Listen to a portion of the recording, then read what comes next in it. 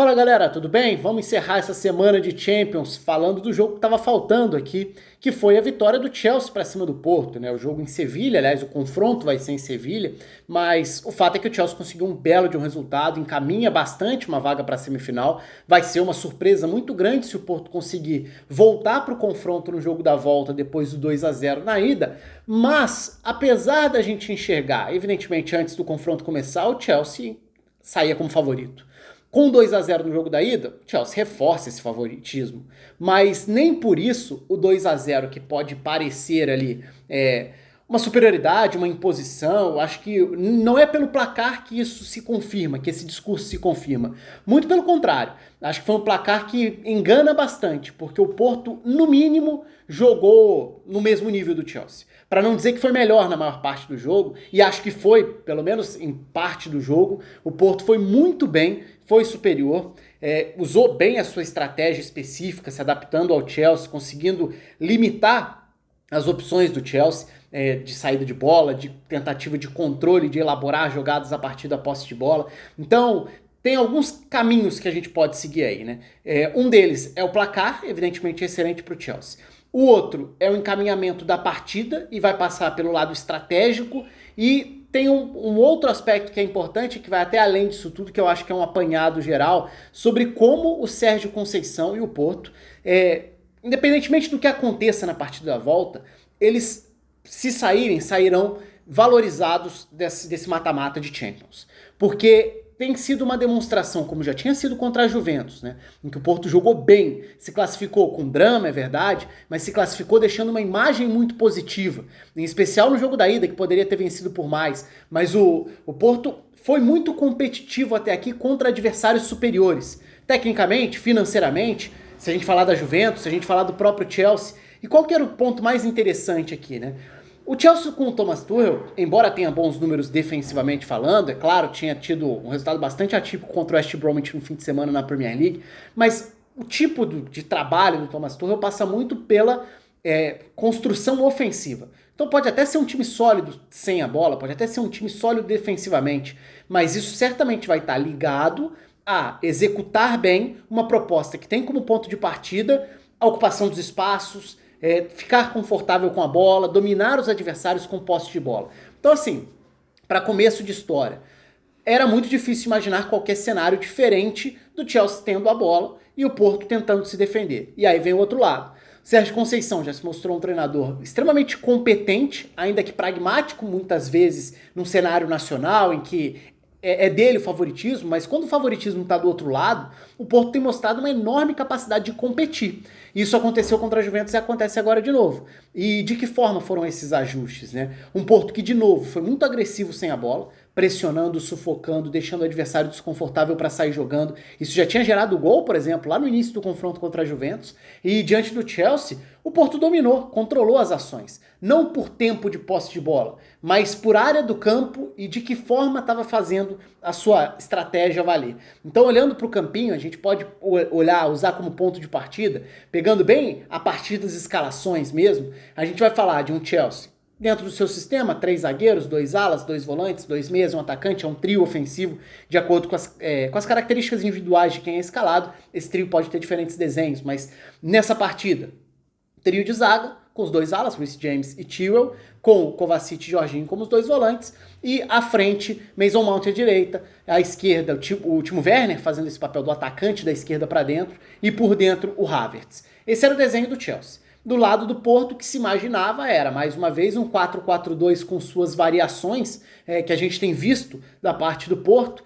E quando a gente sai desse plano teórico das escalações frente a frente, a gente vai para o que de fato influenciou no andamento da partida. E aí tem muito das adaptações do Sérgio Conceição. Estou falando de uma linha de defesa que tem 4, mas que tem uma ajuda enorme do Tecatito Corona como meia aberto pelo lado direito, voltando para fechar o corredor do Chilwell. Então, vamos pensar na proposta de distribuição de espaços e ocupação das peças do Chelsea e de como o Porto se comportou para tentar bater de frente, encaixar, se adaptar a isso. O time do Tuchel vai tentar ter ataque aos lados do campo com os alas, que vão se projetar, Reece James de um lado, Chilwell do outro. isso é esperado. Vai ter distribuição com os dois volantes à frente do trio de defesa, e ali o Chelsea vai tentar acumular muitos jogadores para iniciar uma saída de bola, mesmo que seja pressionado. Isso funcionou muito bem contra o Atlético de Madrid no segundo jogo, em que o Atlético tentou ser mais agressivo e foi amplamente superado pela boa capacidade do Chelsea de sair jogando e superar essa pressão. Foi o grande ponto-chave da partida da volta do Chelsea, que foi uma ótima exibição do Chelsea, inclusive, diante do Atlético nas oitavas. Então o Chelsea teria esse trio iniciando a saída, mais os dois volantes de distribuição, com os dois alas tentando atacar os corredores e os outros três circulando por dentro, o Timo Werner tentando fazer esse movimento para atacar a linha de defesa, para prender e atacar as costas da linha de defesa, o Havertz podendo circular, o Mason Mount podendo recuar para armar e não só ficar mais espetado ali como um ponta, um atacante a mais por dentro. Então como que o Porto se adaptou a isso? Era uma segunda linha com 4? Mais ou menos. A primeira linha com 4 tinha o Manafá muito próximo dos zagueiros, então era um Manafá que era quase um terceiro zagueiro, lateral direito, que ficava próximo do Mbemba e do Pepe. E pelo lado esquerdo o Zaidu tinha uma função um pouco diferente, ele fechava sim essa linha, ele era o lateral esquerdo, mas era um lateral esquerdo que se desprenderia um pouco mais para fazer duelos mais longos e até para se projetar. E do outro lado, quem ajudava a proteger mais essa linha com 4 era o Tecatito Corona, fazendo esse papel de fechar ali quase como um quinto elemento da primeira linha. No restante dessa linha com 4 do meio, que já não era bem uma linha, porque como a gente falou, o Tecatito Corona está mais recuado para fechar os espaços da subida do Chilwell. Pelo lado esquerdo, o Otávio vai fazer o mesmo com o Reece James? Não, a função do Otávio é completamente diferente da do Tecatito Corona. Deixa o corredor aberto para o Reece James. Se a bola chegar até ele numa zona mais avançada do campo, o Zaidu sai para fazer essa marcação.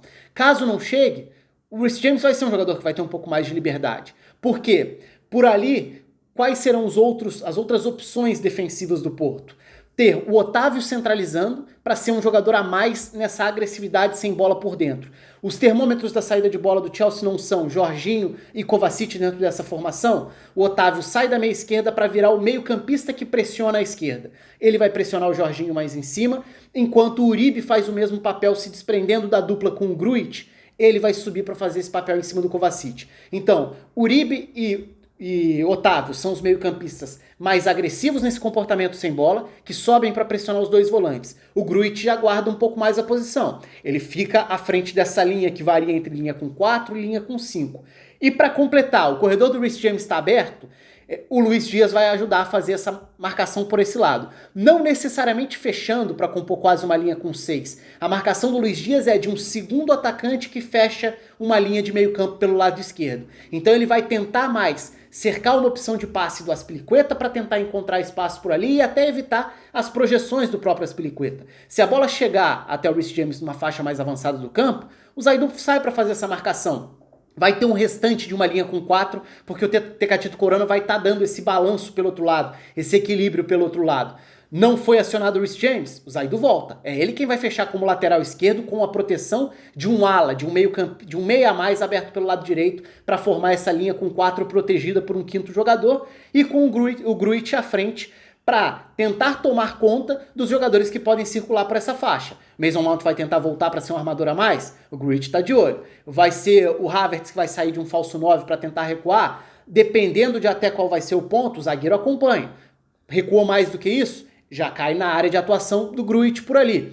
Além do Luiz Dias, Marega, outro atacante, fazendo esse papel também de cercar, de pressionar, de iniciar a marcação. Vai dar liberdade para o Christensen sair jogando, mas de preferência pressionando da direita para dentro, para tentar evitar que o Rudiger possa receber aberto pelo lado, ou até para tirar uma opção de passe para o Kovacic.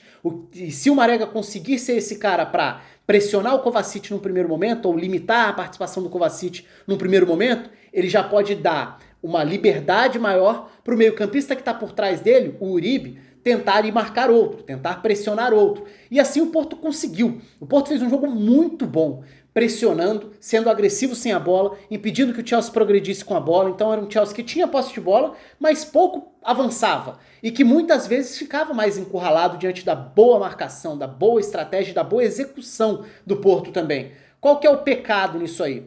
Uma menor capacidade de conclusão de jogadas. Um Porto que não foi criativo ou que não aproveitou um último passe ou uma escapada ou uma finalização para castigar o Chelsea. O Porto fez um jogo muito bom na sua estratégia de marcação, na sua estratégia sem bola, com essa agressividade, com essas definições das funções e das variações dentro de um sistema tático, mas faltou foi a capacidade de fazer gols, de fato ferir o Chelsea do ponto de vista do placar. E o Chelsea, diante disso, estava com dificuldade, porque o Chelsea não conseguia sair jogando, não conseguia ter a liberdade e o conforto dos seus principais jogadores que tentariam iniciar essa saída, e também não tinha um alvo para ligações mais diretas. Uma bola esticada para um trio que tem Timo Werner, Havertz e Mason Mount, esse não é um trio, não são três jogadores que vão brigar pela primeira bola diante do Pepe, diante do Mbemba. Então o Porto conseguia ganhar essa primeira bola quando a esticada era mais longa para uma bola dividida pelo alto. Então o Porto conseguia se estabelecer no campo de ataque, mesmo que não fosse com maior tempo de posse de bola, mas também trabalhando bem a bola em alguns momentos em que conseguia prolongar um pouco mais, até por conta dessa marcação, por limitar as opções de saída do Chelsea. O Porto conseguiu ter períodos bons no campo de ataque. E aí o que acaba castigando, além dessa incapacidade de transformar uma ótima atuação em placar favorável, foi a questão dos erros que definem. E aí, claro, não é só o erro. A gente pode falar do 1-0 do ponto de vista do Zaidu dando um bote errado, saindo, tomando uma decisão errada ali ao tentar ir pressionar, mas muito mais do que um erro de avaliação ou de execução numa tarefa defensiva do Zaidu, ali é a capacidade individual, ali é o brilho do Mason Mount. De novo, né? Que temporada dele, que protagonismo, como tem sido chave, fundamental, como essa peça que desequilibra em diversas funções diferentes, em diversas faixas do campo.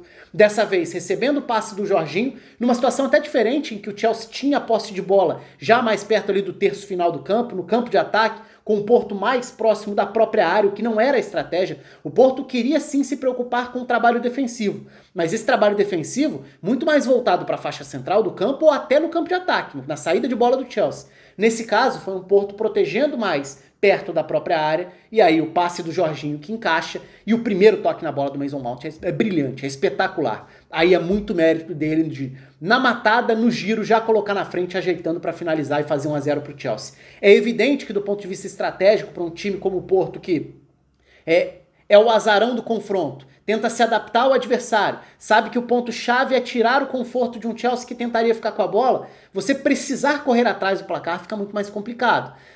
Mesmo assim, o gol que vai sair no final acaba sendo, de novo, e aí de uma forma muito mais gritante, inclusive, grosseira, uma falha individual. E aí do Tecatito Corona, que foi importante dentro do planejamento tático, mas que acaba falhando feio, né? O Chelsea já tinha tido a bola no travessão com o Pulisic, em outra bola, né, de uma arrancada por dentro, uma bola que fica viva, o Pulisic acerta a trave.